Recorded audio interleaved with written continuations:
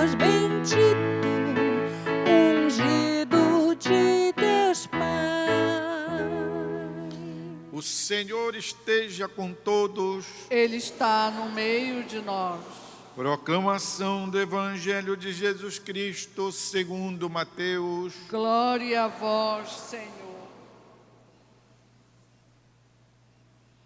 Naquele tempo, enquanto Jesus subia para Jerusalém, ele tomou os 12 discípulos à parte e durante a caminhada disse-lhes: eis que estamos subindo para Jerusalém, e o Filho do Homem será entregue aos sumos sacerdotes e aos mestres da lei. Eles o condenarão à morte e o entregarão aos pagãos para zombarem dele, para flagelá-lo e crucificá-lo. Mas no terceiro dia ressuscitará. A mãe e os filhos de Zebedeu aproximou-se de Jesus com seus discípulos e ajoelhou-se com a intenção de fazer um pedido. Jesus perguntou: o que queres? Ela respondeu: manda que estes meus 2 filhos se sentem no teu reino, um à tua direita e outro à tua esquerda. Jesus então respondeu-lhes: não sabeis o que estáis pedindo. Por acaso podeis beber o cálice que eu vou beber?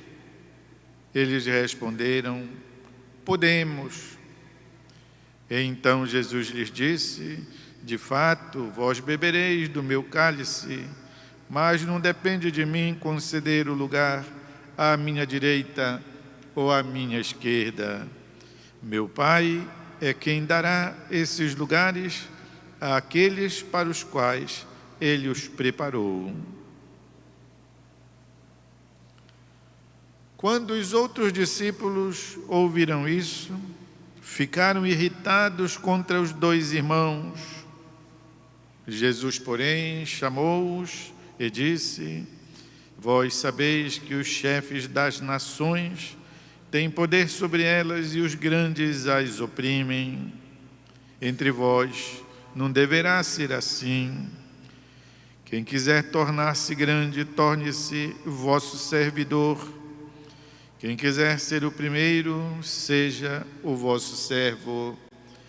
Pois o Filho do Homem não veio para ser servido, mas para servir e dar a vida como resgate em favor de muitos. É palavra da salvação. Glória a vós, Senhor. Queridos irmãos e irmãs, uma vez mais, a minha satisfação em poder estar presidindo a Santa Missa e mais ainda a satisfação em, neste momento, poder proporcionar-lhes uma pequena catequese, uma catequese quaresmal, apoiada, pois, sobre a palavra de Deus, a qual é luz para os nossos passos. O padre deu bem ênfase nos 3 trechos, ou os 3 pedaços, que compõem o trecho do Evangelho de hoje. No primeiro pedaço é mostrado tanto como Jesus toma os seus discípulos, 12, e lhes diz: estamos subindo para Jerusalém. Isto, traduzido em português, quer dizer: eu estou indo para a morte. E vai acontecer isto. O Filho do Homem será entregue, condenarão à morte, o flagelarão, o crucificarão. Isto aqui é o anúncio que Jesus faz aos seus discípulos. Primeiro trecho.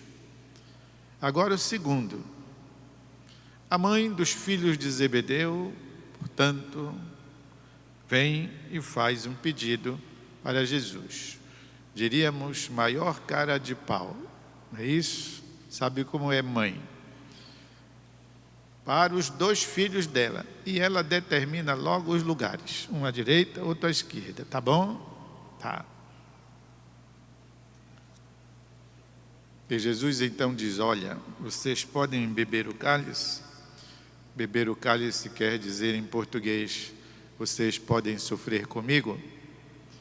E eles respondem prontamente, né? Sim, podemos. Jesus diz: de fato, vocês vão beber. Por bem ou por mal, vocês vão beber do cálice.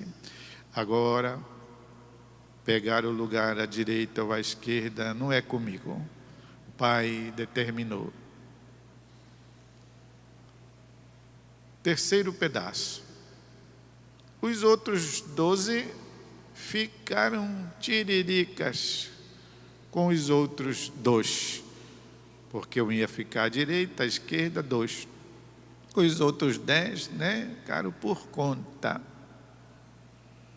Mas não foi por causa de uma virtude, de uma humildade. Não foi porque eles estivessem, digamos assim, do lado de Jesus, ou que fossem mais merecedores. É porque todos queriam. E o problema é esse: como dar para 12, 2 lugares. Não é isso? Porque só são 2 lugares, direita e esquerda. Na verdade, se enfesaram porque, na verdade, todo mundo queria. Se não o primeiro, pelo menos o segundo lugar. E é por isso, então, que Jesus os adverte: olha, aí, por aí, acontece dessa forma, certo? Aquele que quer ser o primeiro oprime os outros, mas entre vós não deve ser assim. Porque eu não vim para ser servido, eu vim para dar a vida. Então, meus irmãos e irmãs, é feio, não é isso que a gente vê aqui no comportamento dos discípulos de Jesus? Isso, eles já estão mais ou menos pela metade do triênio, certo? A caminhada deles com Jesus, 3 anos, não é isso? Eles já estão lá pela metade e ainda se comportam desta maneira. Por outro lado, é também muito bonito e muito interessante. A comunidade das origens não escondeu estas e outras fraquezas dos discípulos de Jesus. Por quê? Para servirem também de ilustração para nós. Nós não evoluímos nada em relação àqueles discípulos. Não podemos dizer: os discípulos de Jesus não andavam para frente. Não, porque eles estão aqui exatamente para nos ensinar. E como que olhando no espelho dizemos: não evoluímos nada, nós também, depois de 2000 anos. Existe, meus irmãos e irmãs, uma necessidade que se impõe de dentro de nós. Nós precisamos amadurecer na fé. Precisamos crescer na fé. A própria vida, com as suas situações e, na maioria delas, as dificuldades, os conflitos interiores e exteriores, as situações em que nos vemos, pedem de nós um crescimento na fé, uma evolução espiritual, um amadurecimento interior. Algumas vezes, vejam só, nós paramos naquilo que aprendemos, por exemplo, para a primeira Eucaristia.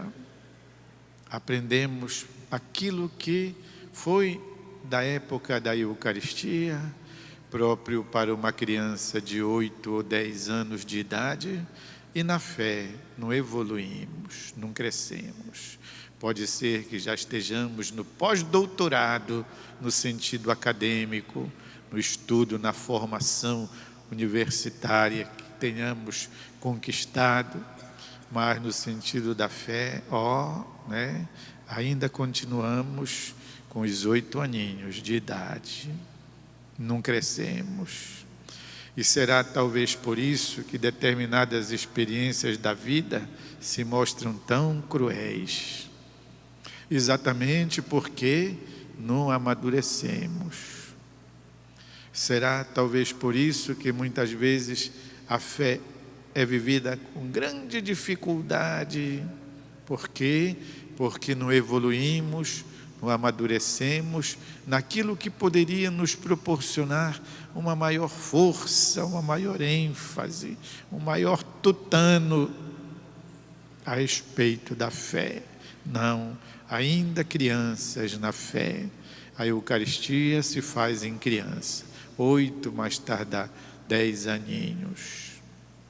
Imaginemos, pois, prosseguindo na comparação dos estudos acadêmicos, se nós ficássemos só com o que aprendemos na escola até os 8 ou os 10 aninhos.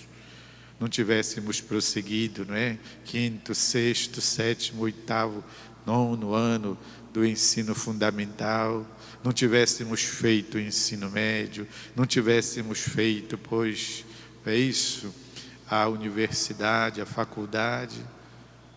Poderíamos ter, sim, um modo de viver, mas vocês sabem, já ouvi muitas pessoas que conseguiram na vida, conseguiram sim, mas elas diziam, apesar disso, sinto falta de não ter cursado uma universidade, um curso superior. Eu poderia citar nomes para vocês, não vou fazer, até de pessoas nossas conhecidas. Puxa, tivesse feito um curso superior, teria, quem sabe, sido melhor no sentido do conseguimento das coisas, dos cargos, que teve que desenvolver ao longo da vida. Pois é, fazendo essa comparação agora para a vida espiritual, quem sabe tivéssemos evoluído, crescido espiritualmente, hoje seríamos muito mais fortalecidos para dar conta da vida, porque o que importa é isso, meus irmãos e irmãs, darmos conta da nossa vida, da nossa caminhada. Todo o resto é vaidade, diz a Bíblia, o importante é a caminhada.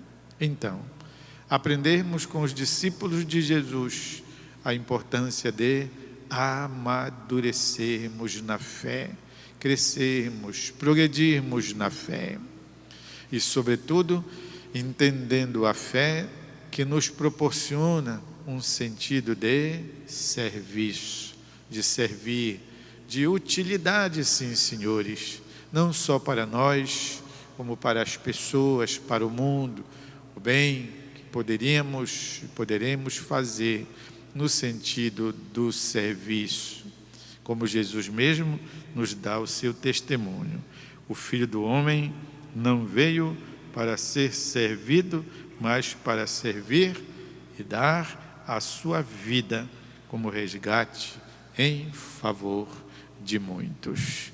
Sou alguém altamente progredido na fé, na vida interior, na vida do Espírito, como Jesus e como seus discípulos autênticos, poderia falar assim.